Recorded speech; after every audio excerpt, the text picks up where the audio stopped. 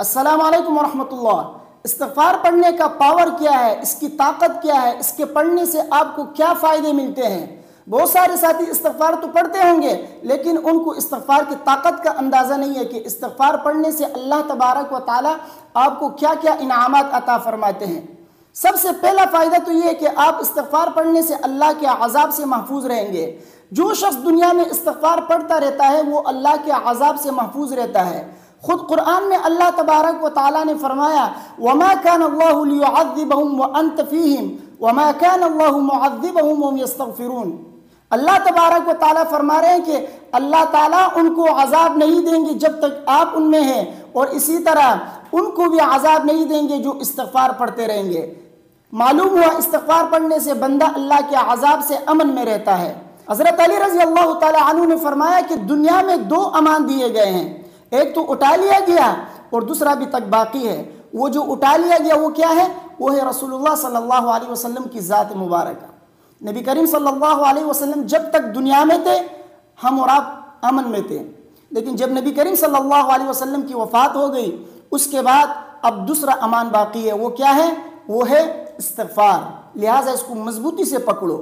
جب تک استغفار کرتے رہو گے اللہ کے عذاب سے امن میں رہو گے۔ تو اگر آپ چاہتے ہیں کہ آپ اللہ کے عذاب سے امن میں رہے، اسی طرح اگر پوری امت یہ چاہتی ہے کہ اللہ کے عذاب سے امن میں رہے تو ان کو چاہیے کہ وہ استغفار کرتی رہے، ورنہ اللہ کے عذاب سے نہیں بچو گے، کیونکہ جتنے گناہ ہوتے رہیں گے دنیا میں اتنا اللہ کا عذاب آتا رہے گا مختلف صورتوں میں۔ تو استغفار پڑھنے کا فائدہ یہ ہے کہ بندہ اللہ کے عذاب سے امن میں رہتا ہے۔ اسی طرح مسند شریف میں ایک حدیث ہے، حضرت فضالہ بن عبید رضی اللہ تعالیٰ عنہ کی حدیث ہے، فرماتے ہیں کہ رسول اللہ صلی اللہ علیہ وسلم نے فرمایا بندہ جب تک استغفار کرتا رہتا ہے اللہ کے عذاب سے امن میں رہتا ہے۔ تو استغفار پڑھنے کا اتنا بڑا فائدہ ہے۔ اسی طرح دوسرا بڑا فائدہ یہ ہے کہ استغفار پڑھنے سے بندہ قیامت کے دن خوش رہتا ہے۔ جو شخص دنیا میں استغفار پڑھتا ہے قیامت کے دن وہ خوش ہوگا۔ حدیث میں ہے کہ جو شخص دنیا میں استغفار پڑھتا رہتا ہے قیامت کے دن جب وہ اپنے نامہ اعمال کو دیکھتا ہے تو نامہ اعمال کو دیکھ کر وہ خوش ہو جاتا ہے، کیونکہ جب وہ اس میں استغفار دیکھتا ہے تو استغفار کو دیکھ کر وہ خوش ہو جاتا ہے۔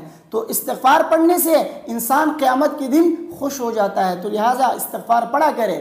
حدیث میں ہے کہ طوبی لمن وجد فی صحیفتی استغفارا کثیرا او کما قال صلی اللہ علیہ وسلم، فرماتے ہیں کہ خوشخبری ہے اس شخص کے لیے جو شخص قیامت کے دن اپنے نامہ اعمال میں بہت سارا استغفار پائے۔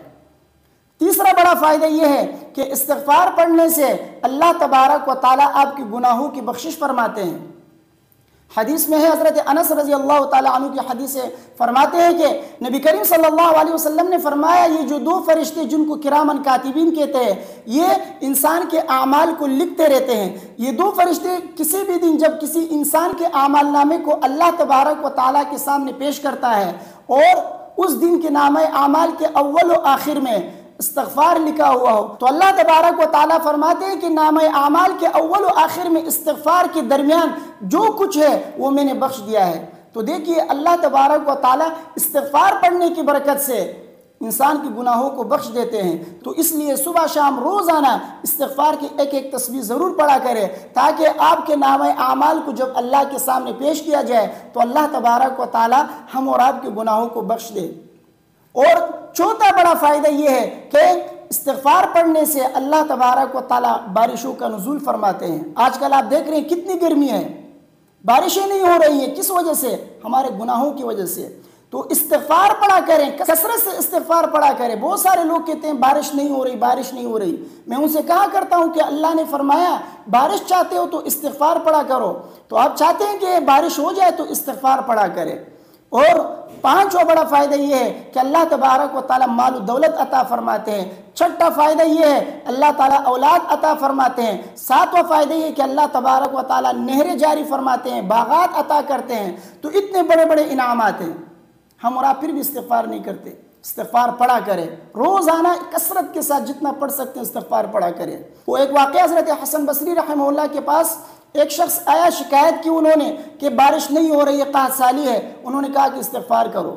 دوسرا شخص آیا، انہوں نے شکایت کی کہ تنگ دستی ہے، تو انہوں نے فرمایا کہ استغفار کرو۔ پھر تیسرا شخص آیا، انہوں نے کہا کہ اولاد نہیں ہو رہی، تو انہوں نے کہا کہ استغفار کرو۔ چوتھا شخص آیا، انہوں نے کہا کہ زمین کے پیداوار میں کمی ہے، کیا کروں؟ تو انہوں نے کہا کہ استغفار کرو۔ تو مجلس میں لوگ بیٹھے ہوئے تھے، انہوں نے حضرت حسن بصری رحمہ اللہ سے فرمایا کہ مختلف لوگوں نے مختلف شکایت آپ کے سامنے کی اور آپ نے سب کے لیے ایک ہی علاج تجویز فرمایا اور کہا کہ استغفار کرو، یہ کیوں؟ انہوں نے کہا کہ انہوں نے جو شکایت کی ہے اللہ تبارک و تعالیٰ نے سب کا علاج استغفار سے فرمایا ہے۔ قرآن میں اللہ نے فرمایا استغفروا ربکم انہ کان غفارا یرسل السماء علیکم مدرارا ویمددکم باموال وبنین ویجعل لکم جنات ویجعل لکم انہارا۔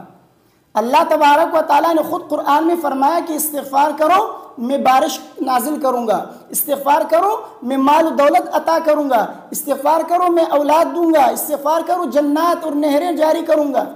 تو اللہ تبارک و تعالیٰ نے جن جن انعامات کا ذکر کیا استغفار کے برکت سے، ان کی شکایتیں جو تھی، ان کے سوالات جو تھے، وہ سب یہی تھے جو قرآن میں ذکر کیا ہے۔ تو ان سب کا علاج استغفار ہی تھا، اس وجہ سے میں نے سب سے استغفار کے لیے فرمایا۔ لہٰذا استغفار کی طاقت کا آپ کو اندازہ ہو گیا ہوگا، استغفار پڑھنے کے فوائد آپ کو معلوم ہو گئے ہوں گے کہ استغفار پڑھنے کے کتنا پاور ہے، استغفار پڑھنے کے کتنے بڑے بڑے فوائد ہیں۔ اس کے علاوہ بہت سارے فوائد ہیں، یہ تو میں نے چند فوائد آپ کے سامنے ذکر کیے۔ مجھے امید ہے میری باتیں آپ کی سمجھ میں آ گئی ہوں گی۔ ویڈیو کو اپنے دوستوں کے ساتھ لازمی شیئر کیجیے گا۔ اگر کوئی سوال آپ کے ذہن میں آپ پوچھ سکتے ہیں، انشاءاللہ اس کا جواب میں آپ کو دے دوں گا۔ السلام علیکم ورحمۃ اللہ۔